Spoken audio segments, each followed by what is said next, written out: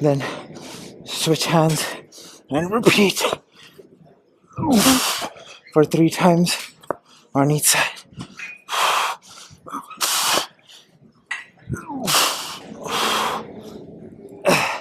Definitely, if you're someone that doesn't do rotational movements often, you'll have to work your way up to this.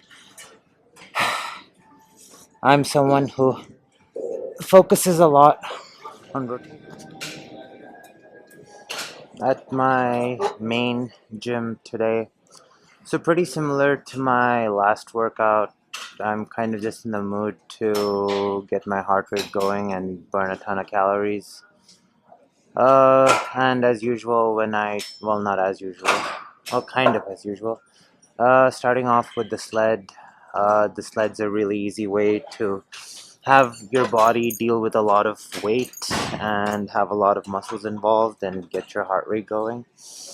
Usually, the more muscle groups involved in a particular exercise, the more your heart rate's going to go up, because the more your heart has to work to deliver blood to all the muscles involved. In any case, reverse sled,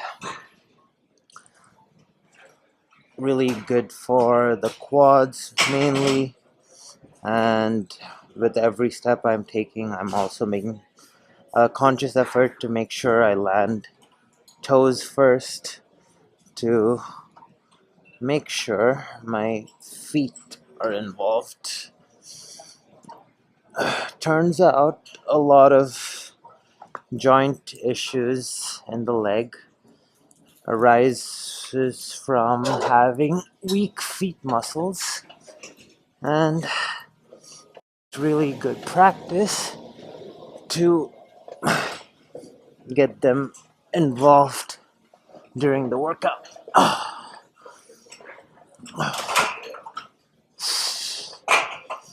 After the sled, so sled pushback is what I did.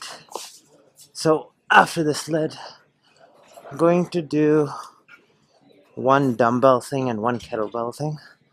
So with the dumbbell, I've done this exercise quite a few times over the past couple of weeks. So an inward rotation to external rotation press.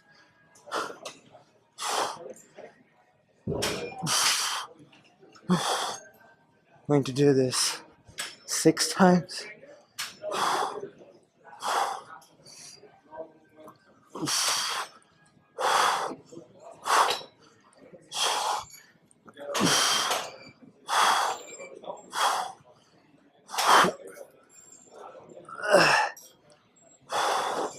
Switching sides.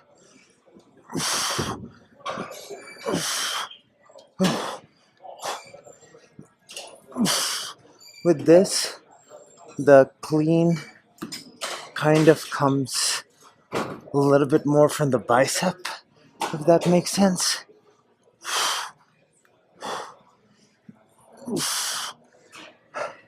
And the reason I mentioned that will become relevant here in a second.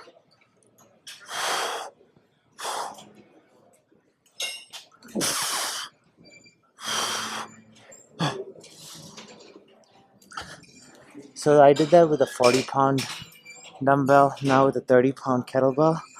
Going to essentially do the reverse of that motion. So previously, the clean was going into the body and the press was facing out. With the kettlebell, I'm going to clean towards the outside of the body and press facing in. So it looks like this.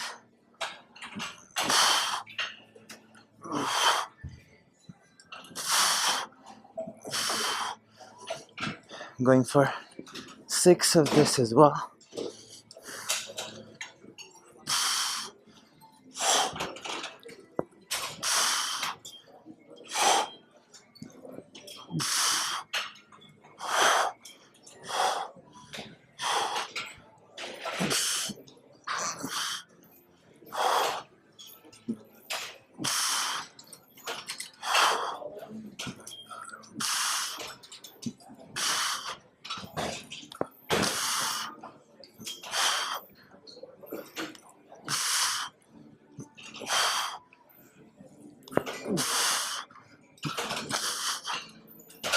So yeah, doing these 4 movements for now for 5 sets.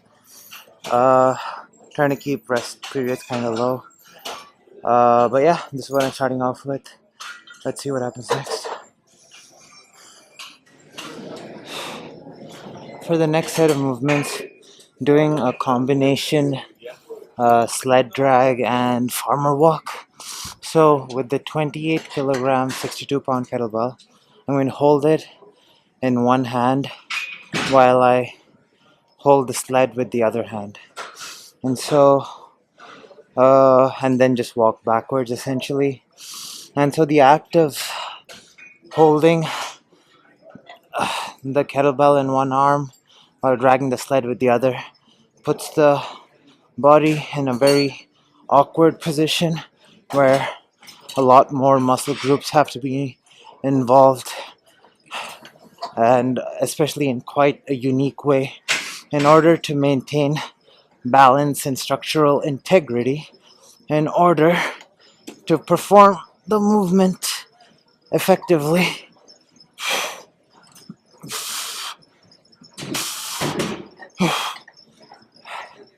And then on the way back, I'm going to place the kettlebell on the sled and just do a regular. So while pushing, again, the toes are involved because I'm making sure I land with my toes first. A lot of glutes, quads, and hamstrings. After making my way back, going to hold the sled with the right arm and then hold the kettlebell with the left arm. So, like, between all these sled movements, the body is experiencing a lot of heavy load, and so the total weight that my body has to deal with at any given time is a lot. So there's 3 plates plus the sled plus the kettlebell in my hand, and then because I'm doing an awkward movement that involves a lot of muscle groups, that adds to the difficulty on the body. And all of this, which is the heavy weight plus the total volume and weight experienced by the body, all increase growth hormone release by quite a bit.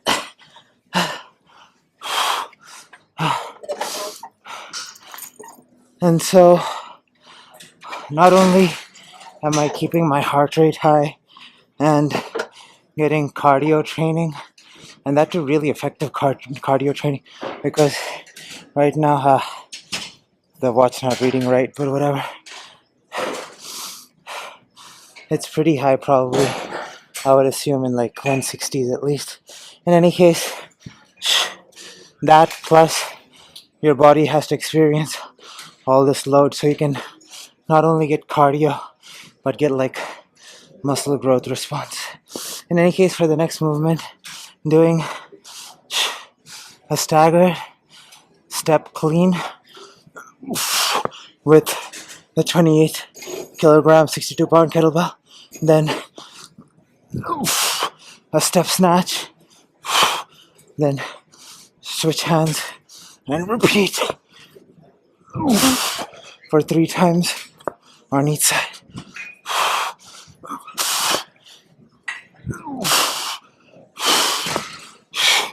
So training some explosiveness,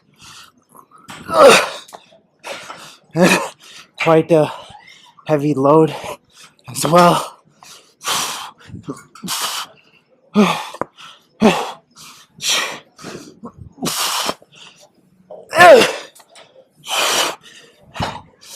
And then after that,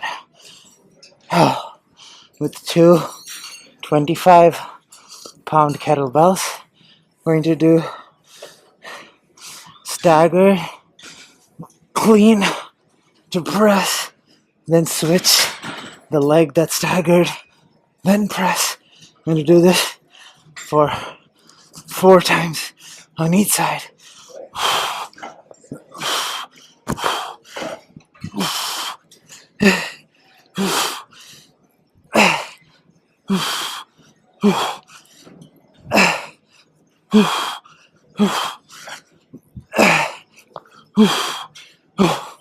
So yeah, between all of these movements, there's a lot of load. So yeah, my heart rate's at 165. And yeah, there's a lot of people say cardio burns muscle or whatever. It really depends on the kind of cardio. If you're doing long distance, it makes sense for your body to want to get lighter in order to adapt to moving long distances. But if you're doing cardio using heavy weights, using like weighted circuit training or whatever, your body recognizes that it has to hold on to muscle in order to perform the movements. And so yeah, I just want to make that point because, there's a lot of hesitance for people to do cardio, but you can do it this way. In any case, this is what I'm doing for 5 sets. On to the next. For what will be the last of the functional circuits, doing a rather no, like I think because this is the third set of things that I'm doing, it feels a lot more grueling, but in any case it is pretty difficult. So starting off with alternate single arm sled rows, not trying to go super quick, not for any other reason except for the fact that I'm pretty exhausted at this point. Doing 5 sets each of the previous 2 circuits was pretty hard. As usual with the sled rows, I'm going into a squat as I row, and I'm kind of like squatting back as I row at the same time,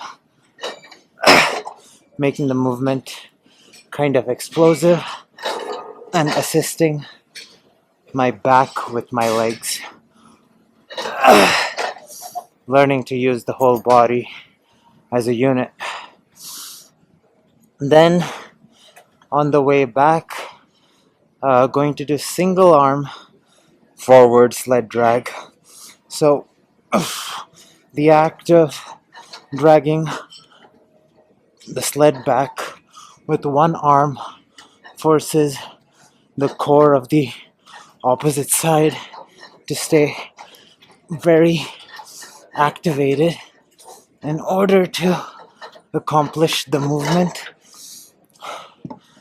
and is overall much harder on the body. Then after making my way back, I'm going to do 2 arm sled row back.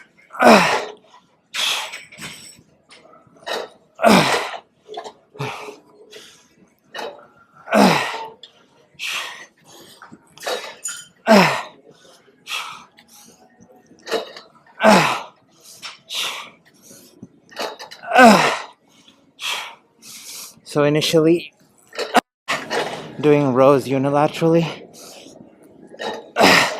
but now making the body work bilaterally.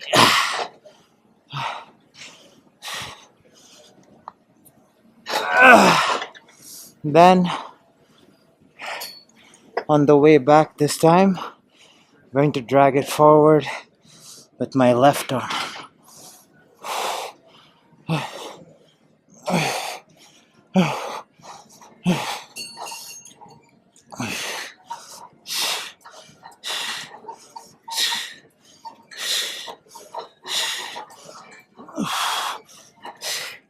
your body has to contort itself in a way where it can maintain a straight path of dragging the sled, even though you're it's just holding with one arm. And so that's where the core and a lot of other muscle groups come into play. In any case, for the last bit of this circuit, doing something I saw online on a page called Wild Hunt Conditioning. He called it the Gladiator deadlift. Apparently, a lot of Roman gladiators used to do this movement. So, you start with 2 dumbbells or kettlebells. Lift one up across with one arm, then lift up with the other arm and go down. Then you reverse the order. So first I did left hand first. Now I did right hand first. In any case, that's one rep, I guess. I'm going to do that times on each side. Lost balance. But in any case, while doing that, your body has to work really hard at the hips, so the core and the lower back. Definitely, if you're someone that doesn't do rotational movements often, you'll have to work your way up to this. I'm someone who focuses a lot on rotational movements in my workouts, so my hips feel safe doing this, and my hips will probably get stronger from doing movements like this.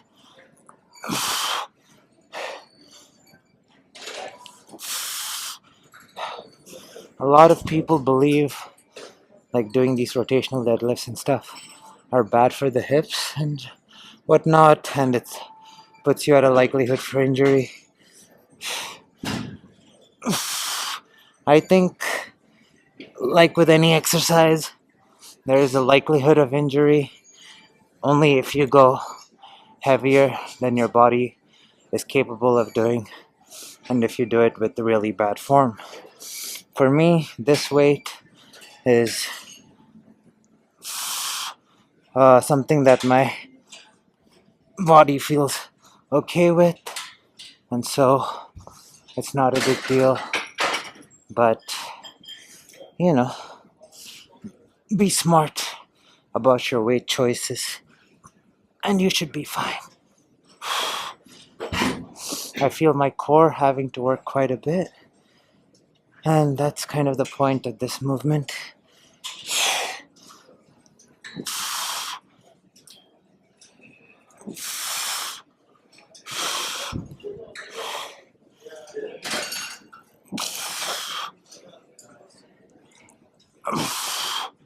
Oh, I'm not sure of the count, but I was going for 5, and I'm pretty sure I hit 5 on each side.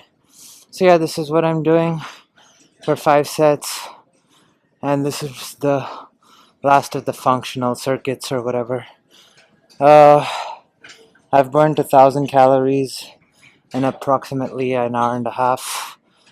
So yeah, really good way of burning calories and also getting a lot of weight training in. Probably gonna do some abs after this. Yeah. So that's what's up next.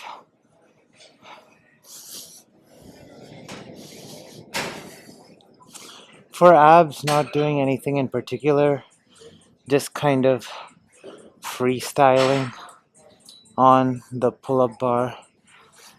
So, I don't know, just doing a combination of things with no particular rep count in mind.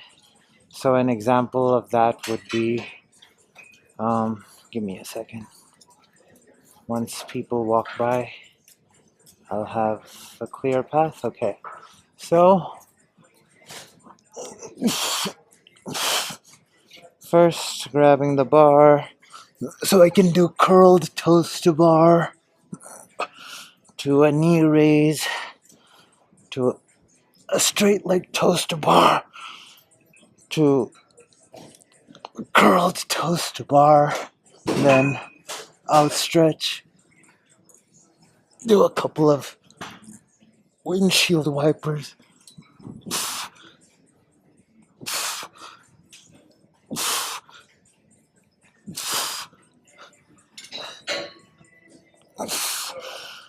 couple of knee raises.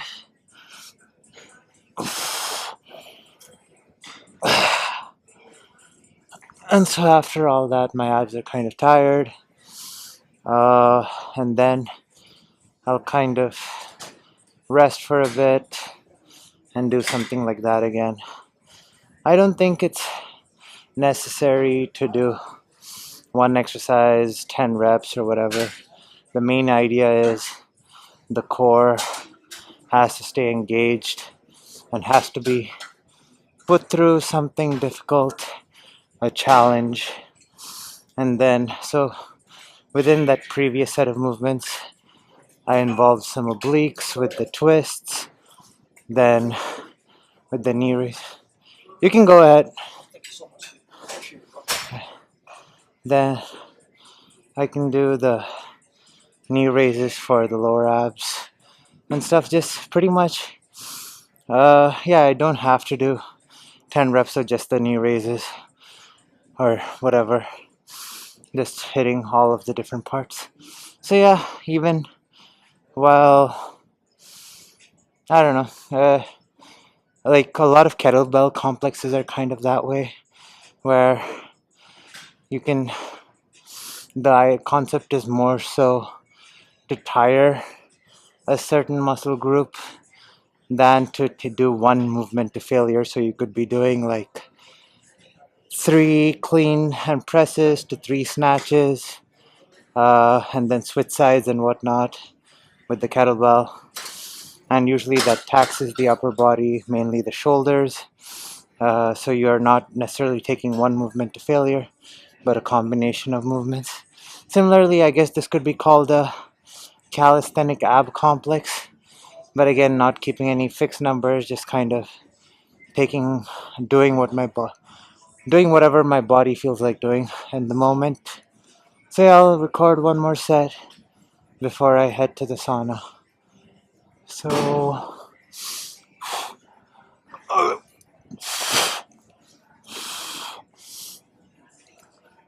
I mean, some other ideas could be, you could keep one leg folded and do a toes to bar, other leg folded, toes to bar. Then I guess, I don't know if this is possible, I'm just making this up on the fly, but yeah, a single leg toes to bar,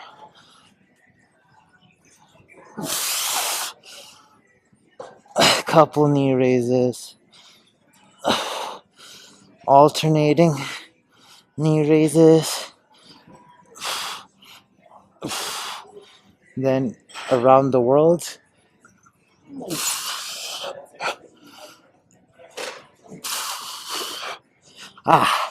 So yeah, that's it for abs. I'm going to take myself to the sauna, spend about 20-25 minutes in there, and then head home. Tomorrow is jiu-jitsu day again, so probably no video. See you all in the next one.